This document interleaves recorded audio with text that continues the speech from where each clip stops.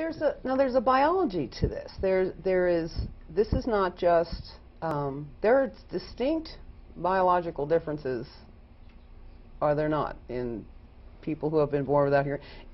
We talked about this a little bit, that there's a biology and a physiology of deafness. Yes. Can you talk about that a little bit? And is there, I guess for the purposes of clarifying why there would be this shame attached, an illegality about teaching people to not conform. You use the term oralism. Yes. Sort of the arrogance of oralism. Yes. If you're not talking the way that we are or can't, then something's wrong. Was there, you think, a prejudice on the parents' part, that the parents did something wrong to make the kids deaf? What? Usually not. Why would that have come about? Usually deaf kids were born to hearing parents. And these hearing parents, they want the best for their kids, and they feel cut off. They feel like a grief process. They want them to talk, and they have the desire for them to speak. Mm-hmm. And usually, quote, professionals would tell the parents, don't sign. That's bad. They won't learn to talk. They should learn to speak and lip read. We'll give them a hearing aid. We'll fix them. We'll fix them. That has done terrible damage. As a result, there's a direct correlation between mental illness and the forbidding of sign language with the deaf community. A large number of deaf adults have issues with anger and frustration and mental breakdowns and mental illness directly due to the way they were treated in school. When I was in high school, I remember one time I signed to a deaf girl in the hallway, and someone happened to see us. She got after school detention, and I got a severe reprimand. Don't you dare do that again. That's bad. You don't do that. You know, I got in big trouble for that. That was the mindset. Have you, Annie, run into this in your work at RAC? Have you run into adults who were raised with this? And what does it do?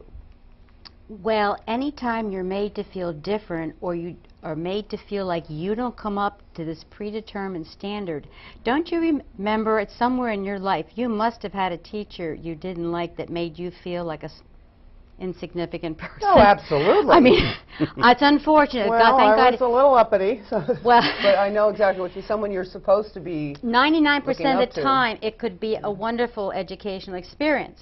But that 1%, that one person, you remember the rest of your life. What if you had a big difference? I didn't say deficiency, I said a difference between you and everybody else. And you weren't making the grade, so to speak, and it was difficult, it made school more difficult for you because you weren't like everybody else. And then you realize 30 years afterward that something that would have been the key to open school up for you was kept from you. Deliberately. To give you an example, say you were in a class, you were a deaf child, say you were in 3rd grade, and your teacher says this, read my lips. What'd I say? What'd I say? What's wrong with you? Don't you understand me? Let me say it again. I said, okay, class, open up your books to page 55. We're talking about a geography lesson. Did you catch that? Now, imagine that all day long, day and night, all you do is watch someone do this. What kind of an education would you receive? What kind of communication would you receive? Helen Keller had it right. Helen Keller was once asked, into her hands, of course, if you had the chance to get back one of your senses, which one would you choose? Immediately she said, I'd rather be able to hear than see. People were shocked. They said, why? Don't you want to see the birds, the skies, the mountains? Helen Keller said, well, my blindness cuts me off from things. My deafness cuts me off from people. She knew firsthand that barrier. I know. That's a 10 on the chill scale. That barrier of deafness was far more serious than the physical ability of not seeing. But deafness is an unrecognized disability. They are among us everywhere. Right. But you can't tell. They don't got big ears. They don't have a sign. Right. The only way you know they're deaf is when you try to talk to them. They don't understand you. There are a significant number of deaf people who are illiterate. The average deaf person reads on a 3rd grade level if they read. Do they get presumed to be mentally deficient? Very much so. They're often misdiagnosed as being MR. They're often misplaced in mental hospitals and institutions due to that. I have more fights with psychologists and doctors than anybody else. How prevalent is this problem? Do we know statistically? How many people? How many people do you think in our own town here walking around? What do you think, Jim? I'm not sure. I know that Reading has probably about 3,000 deaf. Lancaster County has about 4,000 deaf. And in the last 8, 9 years, we have discovered 19 deaf people hidden in their homes or locked up in mental hospitals who had never gone to school. And have no mental deficiencies. And no, they seem to really. be intelligent. They can't read, they can't write, they can't speak, they can't lip read, they don't know any English, they don't know any sign language. They use gestures and pointing to communicate, but they seem intelligent. You ask the families, why didn't you send them to school? And they said, well, we didn't think they could learn anything, so we just kept them at home. That's if they were kept at home. Can someone who has had that history, who is maybe now 40, 50 years old, can you teach them to communicate? Yes, Can you they can. learn? Can you learn sign if you at a certain age? Do you have the receptors? Is the capacity there for a deaf person? And we're not talking about hearing impaired. We're not talking about loud. We're talking about someone who has had no hearing from birth up and has been treated like this. Can you do something? A couple years ago, I received a phone call from a mental health counselor, and she had a deaf man who was Hispanic. He was 24 years old. I'll just say his name was Jose, and they couldn't communicate with him. They called me in to try to communicate with him, and I signed. Of course, he couldn't understand me. I wrote, he couldn't understand it. We wrote some pictures, he could understand that. And after a short time, I showed him a sign for, like, cup. And I showed him a picture for cup. He saw that, and he goes, I said, yeah, cup. Then I showed him a picture for cat. And he looked at it and goes, I said, well, he knows what a cat is. I said, cat. Okay. Then I showed him another picture, and very quickly he had natural gestures. And I taught him the signs, and within a few seconds he picked up those signs. I said, why didn't he learn to communicate? Why didn't he go to school? Family just didn't think he could learn anything. We began to teach him to communicate. He now can sign fairly well. He still isn't illiterate, but he can communicate better. But you know what? There's been very few or no studies done on this type of people.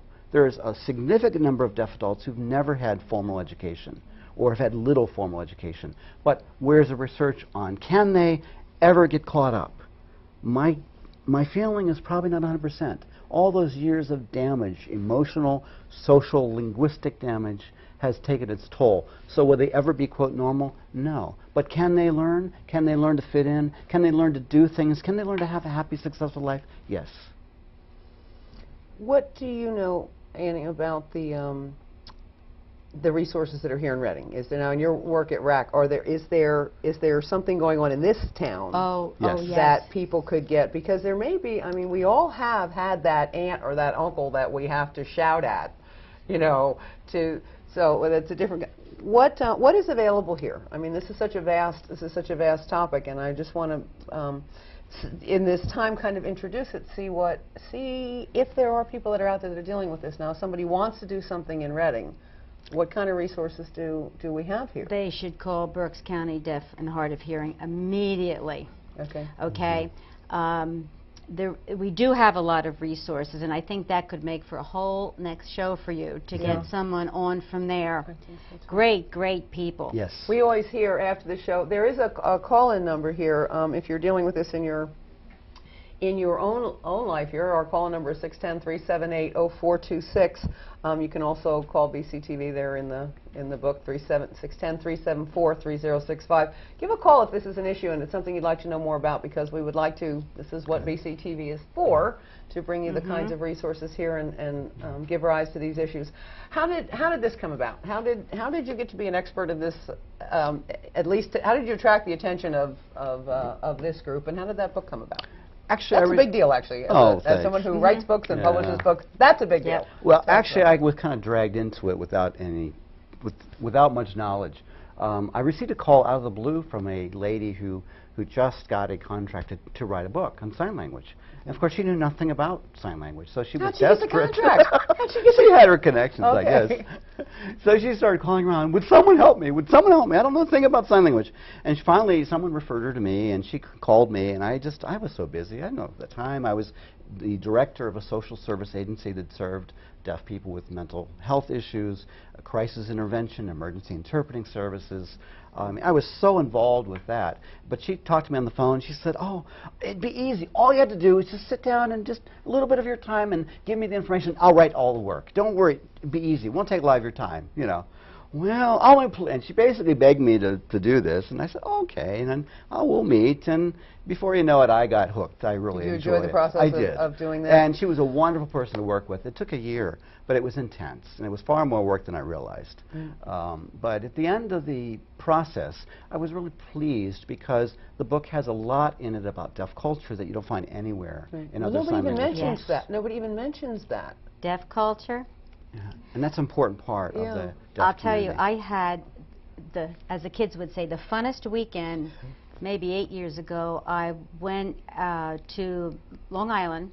3 of us went from the sign language class, and we spent the whole weekend at an ASL-only weekend. Now, we didn't know very much at all, but we were welcomed into deaf culture with a capital D, capital C. So it's not the deaf that are keeping people out. That's right. Once they knew that you could do a little bit, they knew we were hearing, and they knew that we wanted to know more. We were enveloped, which reminds me of a funny story. I was in Lancaster with my aunt one day, and I was describing some of the things I was learning because I went to Jim's class last fall, and I had a whole family of 6 people come over, literally jump in the booth. I mean, their fingers were flying. They saw me from across the room.